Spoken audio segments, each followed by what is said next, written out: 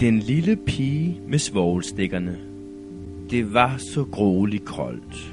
Det sneede, og det begyndte at blive mørk aften. Det var også den sidste aften i året, nytårsaften.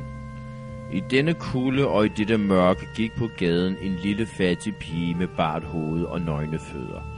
Ja, hun havde rigtig nok haft tøfler på, da hun gik hjemmefra. Men hvad kunne det hjælpe?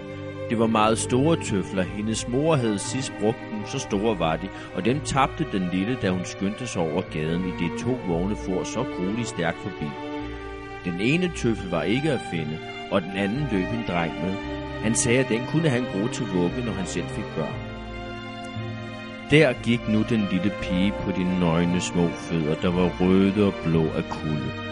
I et gammelt forklæde holdt hun en mængde svovlstikker, og et bund gik hun med i hånden. Ingen havde den hele dag købt af hende. Ingen havde givet hende en skilling. Sulten og forfrossen gik hun og så forkuet ud, den lille stakkel.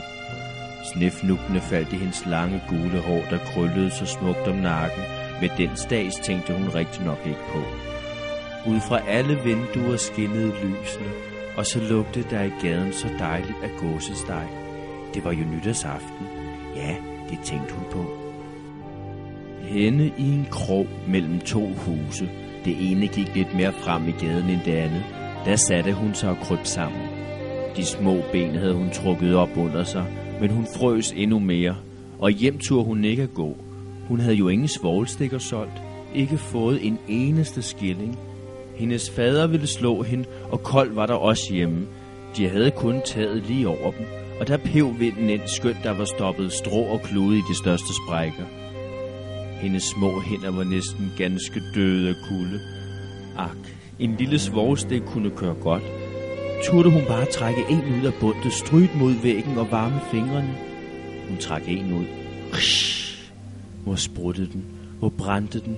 Det var en varm, klar lue, ligesom et lille lys, da hun holdte hånden om den. Det var et underligt lys. Den lille pige syntes, hun sad foran en stor jernkakkelovn med blanke messingkugler og messingtrumle. Ilden brændte så velsignet, varmede så godt. Nej, hvad var det? Den lille strækte allerede fødderne ud for også at varme disse. Da slukkedes flammen. Kakkelovnen forsvandt. Hun sad med en lille stump af den udbrændte svovlstik i hånden. En ny blev strøget. Den brændte, den lyste, og hvor skinnet faldt på muren, blev denne gennemsigtig som et flor. Hun så lige ind i stuen, hvor bordet stod dækket med en skinnende hvid dug med hvidt porcelæn, og dejligt dampede den stegte gås, fyldt med svisker og æbler og hvad der endnu var prægtiger. Gåsen sprang fra fadet, ræltede hen ad gulvet med gaffel og kniv i ryggen lige hen til den fattige pige kom den. Der slukkede svovlstikken, og der var kun den tykke, kolde mur at se. Hun tændte en ny. Da sad hun under det dejligste juletræ. Det var endnu større og mere pyntet end det, hun igennem glasdøren havde set hos den rige købmand nu sidste jul. Tusinde lys brændte på de grønne grene og broede billeder, som de, der pynter butiksvinduerne, så ned til hende. Den lille strækte begge hænder i vejret. Da slukkede svovlstikken. De mange julelys gik højere og højere. Hun så, de var nu klare stjerner. En af dem faldt og gjorde en lang ildstribe på himlen. Nu dør der en, sagde den lille. For gamle mormor, som var den eneste, der havde været god mod hende, men nu var død, havde sagt, når en stjerne falder, går der en sjæl op til Gud. Hun strøg igen mod muren en svovlstik. Den lyste rundt om, og i glansen stod den gamle mormor, så klar, så skinnende, så mild og velsignet. Mormor, råbte den lille. Åh, tag mig med. Jeg ved, du er borte, når svovlstikken går ud. Borte ligesom den varme kakkelovn, den dejlige gåsesteg og det store velsignede juletræ.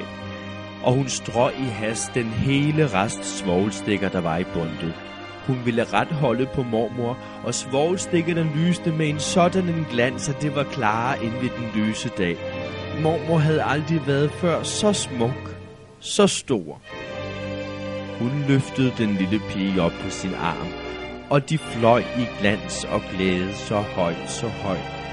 Og der var ingen kulde, ingen hunger, ingen angst. De var hos Gud. Men i krogen ved huset sad i den kolde morgenstund den lille pige med røde kinder, med smil om munden, død, frosset ihjel den sidste aften i det gamle år. Nytårsmorgen gik op over det lille lig, der sad med svovlstikkerne, hvoraf et knippe var næsten brændt. Hun har ville varme sig, sagde man. Ingen vidste, hvad smukt hun havde set, i hvilken glans hun med gamle mormor var gået ind til nytårsglæde.